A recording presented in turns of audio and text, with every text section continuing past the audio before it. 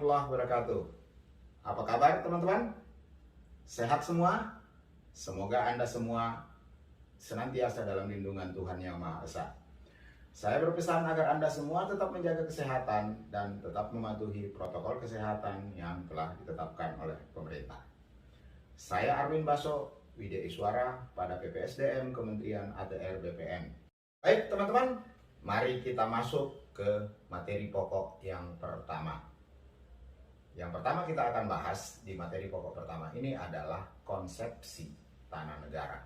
Tapi sebelum lanjut, saya ingin bertanya terlebih dahulu. Ada yang tahu jawabannya apakah itu tanah negara, Mas Kanto? Tanah negara, tanah yang dikuasai langsung oleh negara, Pak. Tanah yang dikuasai langsung oleh negara. Oke, kita dengar dulu pendapatnya Mas Munir. Tanah negara itu tanah yang yang punyanya itu negara itu, Pak. Jadi atas nama negara itu, Pak. Di sertifikatnya misalnya udah sertifikat ya atas nama pemerintah negara Republik Indonesia begitu, Pak. Oke, itu dari Mas Munir. Kalau Mas Taufik? Ya, kebetulan saya pernah baca, Pak. Tanah negara itu tanah yang belum dilekati oleh hak, kayak gitu, hak pakai, pengelolaan, hak milik, dan itu nanti bisa menjadi aset ataupun bukan aset. Nanti mohon penjelasannya juga nih, Bapak. Terima kasih.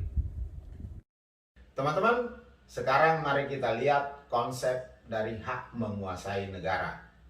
Hak menguasai negara itu sesungguhnya sudah diatur dari sejak zaman sebelum kemerdekaan, tahun 1870 di Agraris Besluit Stadblad nomor 118 tahun 1870. Intinya di dalam pengaturan itu disebutkan bahwa hak menguasai negara atas tanah itu adalah terhadap tanah-tanah yang bebas dari penguasaan seseorang atau kelompok berdasarkan hukum adat Indonesia atau berdasarkan hukum Belanda pada saat itu.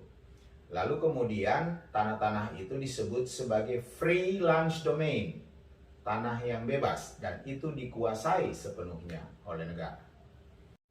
Lalu kemudian setelah kemerdekaan, dalam pasal 33 ayat 3 Undang-Undang Dasar 1945 yang Anda semua sudah tahu pastinya, bahwa bumi, air, dan kekayaan alam yang terkandung di dalamnya dikuasai oleh negara dan dipergunakan untuk sebesar-besar kemakmuran rakyat.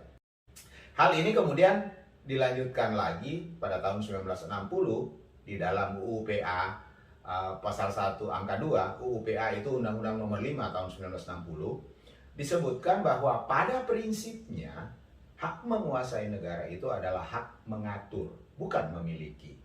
Jadi hak menguasai negara atas tanah itu bukan berarti negara memiliki tanah itu, tapi negara memiliki hak mengatur atas tanah itu. Baik teman-teman, setelah kita membahas mengenai hak menguasai negara, nah sekarang kita lihat definisi tanah negara. Pengertian tanah negara seperti apa sih?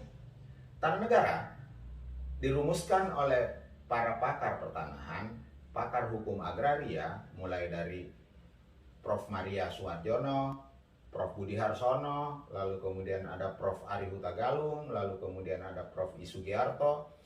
Pada intinya semuanya berpendapat bahwa tanah negara adalah kata kunci pertama, tanah yang belum dilekati hak, tanah yang belum ada hak di atasnya. Lalu kemudian kata kunci yang kedua adalah dikuasai oleh negara. Jadi belum ada hak di atasnya, dikuasai oleh negara. Beberapa peraturan perundang-undangan yang mengatur tentang pendaftaran tanah maupun tanah negara juga pada intinya berbicara tentang dua hal itu. Yang pertama, tidak ada hak di atasnya. Yang kedua, dikuasai langsung oleh negara. Sehingga kita bisa dapat menyimpulkan bahwa definisi tanah negara adalah sebidang tanah yang dikuasai langsung secara penuh oleh negara dan belum dilekati dengan suatu hak apapun.